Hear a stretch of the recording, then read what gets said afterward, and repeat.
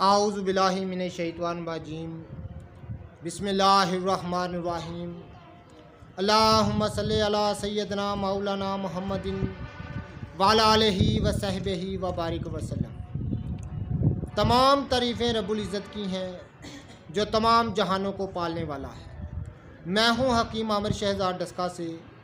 नाज़रीन किराम, आपकी खिदमत में हुक्म कदीम का माल जाती रुझान, उनकी गहरी फ़िक्र, अमराज के दफ़ा के लिए हिफ़्ज़ान सेहत पर उनका फ़लसफ़ा, उनके माल जाती वाक़यात और अक़वाल आपकी खिदमत में अर्ज़ करता हूँ। और इल्मुल अकाकीर यानी जड़ी बूटियों की सही शक्ल सूरत, उनके नाम, उनके फ़ायदे मैं आपकी खिदमत में अर्ज़ करता हूँ। ख़ास तौर पर साहिबान कमाल के सीने के राज मैं आपकी खिदमत में अर्ज़ करता हूँ। नाज़रीन किराम, वो राज जो सीनों में मख्फी थे, मैं उनसे पर्दा उठाता हूँ, जो ख़ासुल ख़ास असरार मख्फिया में से हैं। उन राज़ों से मैं पर्दा उठाता हूँ। नाज़रीन किराम, आज एक ऐसा ही मैं राज आपकी खिदमत में अर्ज़ करने जा रहा हूँ जो कि अमराज मैदा का हुक्मी और कामयाब इलाज था। तो नाज़रीन किराम, इसकी थोड़ी सी मैं रुदात भी आपकी खिदमत में अर्ज़ करूँगा ताकि बात समझ आ सके। तो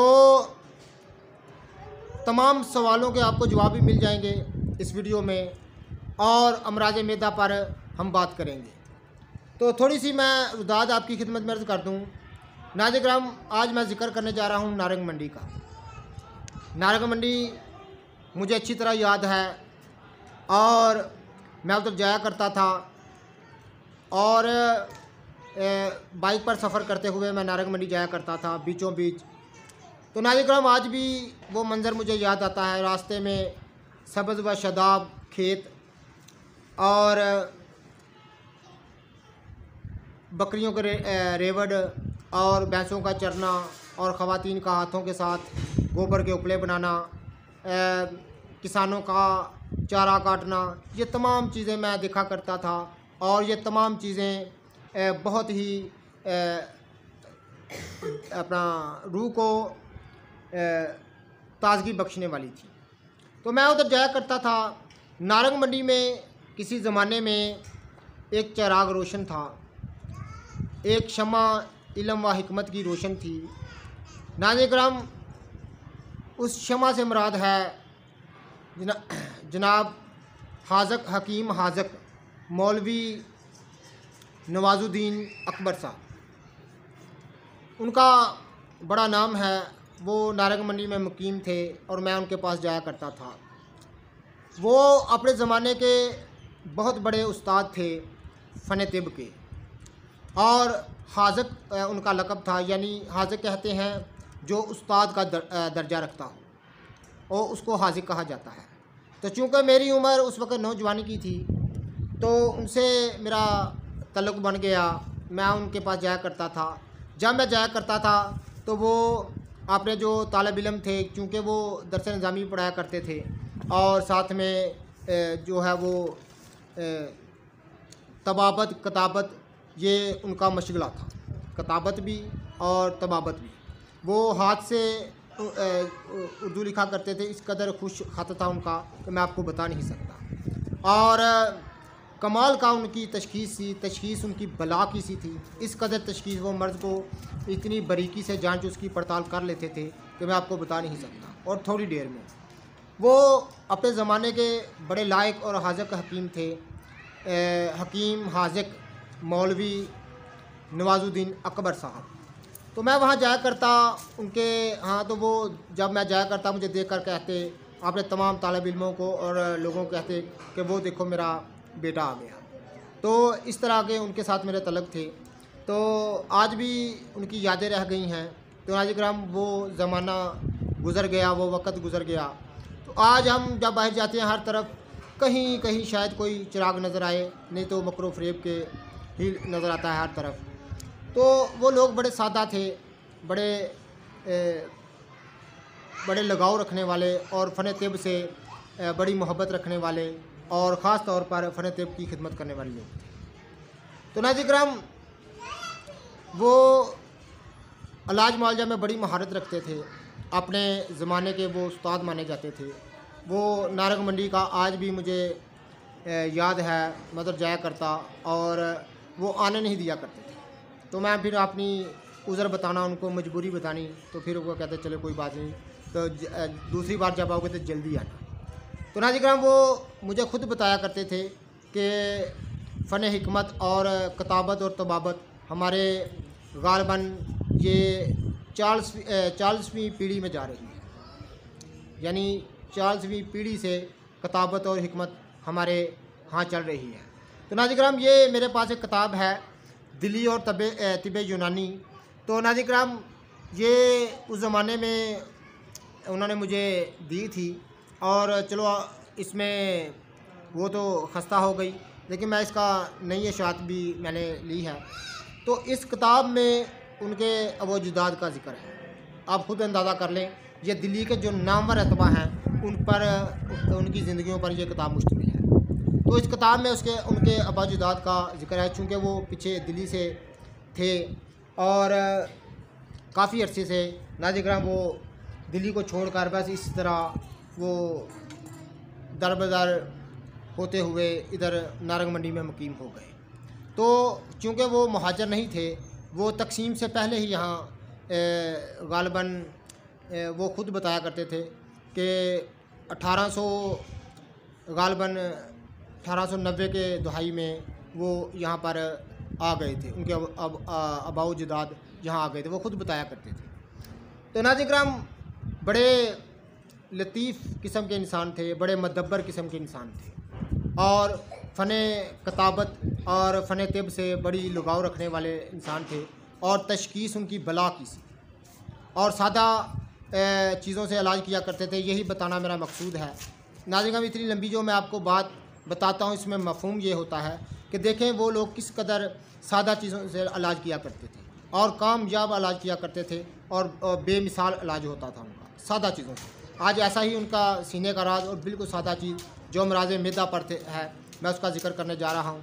नाज़रीन किराम जितने भी मेरे दोस्त अहबाब चैनल पर नए हैं वो चैनल को सब्सक्राइब जरूर किया करें, बेल आइकन को ज़रूर प्रेस किया करें ताकि हर नई आने वाली वीडियो का नोटिफिकेशन मिलता रहे। जितने भी हमारे दोस्त अहबाब हमारी वीडियो को पजीराई देते हैं उनका बहुत शुक्रिया। तो नाज़रीन किराम वो ख़तीब भी बहुत अच्छे थे और इमामत भी कराते थे। तो दरस निज़ामी तालिबीन उनके पास हर वक्त शागिर्दों में वो घेरे रहते थे, क्योंकि वो कुरान पाक की और हदीस की तालीम दिया करते थे। हर वक्त वो अपने शागिर्दों में घेरे रहते थे। तो फ़न तिब के भी शागिर्द थे, उनके फ़न कताबत के भी उनके शागिर्द थे और जो तालिब इल्म वो भी उनके बेशुमार शागिर्द थे। तो हर वक्त वो अपने शागिर्दों में घिरे रहते थे। तो मैं वहाँ जाया करता, अपने शागिर्दों से कहते ही वो देखो मेरा बेटा आ गया। इस कदर मुझसे वो मोहब्बत किया करते थे और मेरा फ़न तिब से लगाव देखकर वो बहुत ज़्यादा मुझसे मोहब्बत किया करते थे। और बहुत सारी जो पढ़ने के लायक किताबें हैं उनका मुझे उन्होंने नाम बताया कि ये किताबें ख़रीदो और ये पढ़ा करो। यानी बहुत अच्छे इंसान थे, बड़े सादा इंसान थे और बाअमल लोग थे। और उनका जब भी जिक्र आता है तो बहुत मैं याद करता हूँ उनको। तो ये पुरानी बातें हैं। फिर आपको पता है कि वक़्त एक जैसा हर इंसान पर हर दौर में नहीं रहता। तो वो दौर था कि जहाँ नारंग मंडी में एक चिराग रोशन था, एक इल्मो हिकमत की एक शमा रोशन थी। लोग उससे रोशनी हासिल किया करते थे, लोग उसे मशले राह था वो। तो वो हर फ़न मौला थे और बड़े बाकमाल लोग थे। तो नाज़रीन उनकी ही ज़िंदगी का एक वाक़या मैं आपकी खिदमत में अर्ज़ कर देता हूँ और साथ में एक मुजर्रब उनके सीने का राज मैं आपकी खिदमत में अर्ज़ कर देता हूँ। मैं उनके पास गया हुआ था तो रात उन्होंने मुझे रोक लिया, कहने लगे कोई बात नहीं, तुम आज काफ़ी देर बाद आए हो तो आज आपको ना रात रुकना पड़ेगा। क्योंकि वो मुझे बेटा कहा करते थे, तो कहते हैं कि मेरे बेटों जैसे हो तुम। तो बड़ी मोहब्बत मेरे साथ किया करते थे।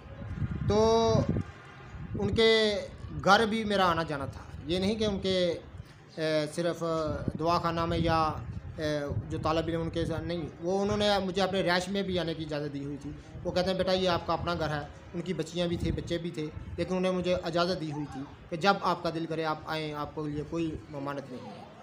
तो इस कदर वो मेरे साथ मोहब्बत किया करते थे, बड़े आला किस्म के लोग थे। तो एक दफ़ा मैं उनके पास बैठा हुआ था तो एक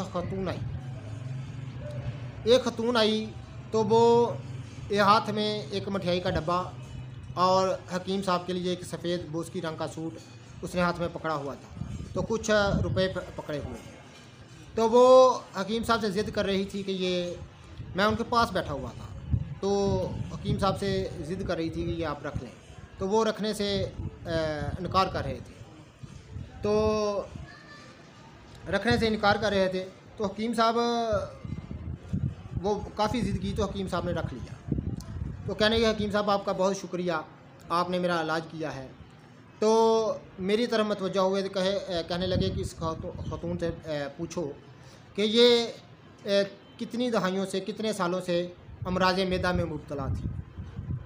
तो वो ख़ुद, जब चूँकि वो खातून पास ही बैठी हुई थी, उसके खामद भी साथ था और कुछ एक दो और भी शख्स साथ था, तो वो नारंग मंडी के पास के किसी गांव से आई थी। तो वो खातून खुद बोली और कहने लगी कि मैं 4-5 साल से मैदे में मुब्तला थी, मैदा फासद हो चुका था। यानी वो तो पंजाबी में मुझे बता रही थी, मैं उसकी लामतें आपको बताने लगा हूँ। उसका मैदा फासद हो चुका था, इश्तहा बिल्कुल ख़त्म हो चुकी थी। इश्तहा कहते हैं भूख को, भूख उसकी बिल्कुल ख़त्म हो चुकी थी, और हर वक्त मैदा, ट्रिपल गैस, ऐसी जैसी अलामतें, यानी तमाम जो मैदे की हालतें हैं ख़राब तरीन थी हर लिहाज से। तो दायमी कब्ज़ जैसे बहुत सारे अमराज थे उसको। तो वो हकीम साहब के पास आई, तो हकीम साहब ने कहा कि ये एक सादा सी मैंने इनको दवाई इनके लिए तजवीज़ की है, और इन्होंने सिर्फ 1 माह इस्तेमाल की है, तो इनका मैदा अपनी असली हालत पर लौट आया, इनकी इश्तहा बहाल हो गई है, इनका अब ये खाने पीने लग गए हैं, और इनको भूख भी लगती है, हज़म भी होता है, और इनकी तमाम तकलीफ़ें दूर हो चुकी हैं इंशाअल्लाह ताला। तो वो ख़ुतून ने खुद मुझे बताया कि मैं 5-6 साल से दर बदर फिर रही थी, मुझे इलाज नहीं हो रहा था, बड़े बड़े अस्पतालों में गई, लेकिन मेरा इलाज नहीं हो रहा था। तो हकीम साहब ने मेरे लिए एक दुआ तजवीज़ की, और मुझे अल्लाह ने शफ़ा दे दी। तो वो हकीम साहब को तोहफ़ा ताइफ़ देकर चले गए। तो मैंने, चूँकि हकीम साहब के पास बैठा हुआ था, तो उस दिन रात उन्होंने मुझे रोक लिया था। तो मैंने पूछा, अर्ज़ की कि हकीम साहब, चूँकि वो उस्ताद का दर्जा रखते थे, बड़े लायक किस्म के लोग थे, बड़े आला किस्म के लोग थे, मैं बड़ी उनकी इज़्ज़त और कदर किया करता था, क्योंकि वो वाकई हाज़िक़ थे, अपने फ़न में उनको कमाल हासिल था। और मुझे फरमाने लगे, मेरे पूछने पर वो फरमाने लगे, कहने लगे, बेटा ये मैंने एक सादा सी इनके लिए एक दुआ तजवीज़ की है, अल्लाह ताला ने उनको शफ़ा दे दी है। तो मैं फिर अर्ज़ की कि हजूर इस फरमाएँ कि ये कौन सी सादा चीज़ है।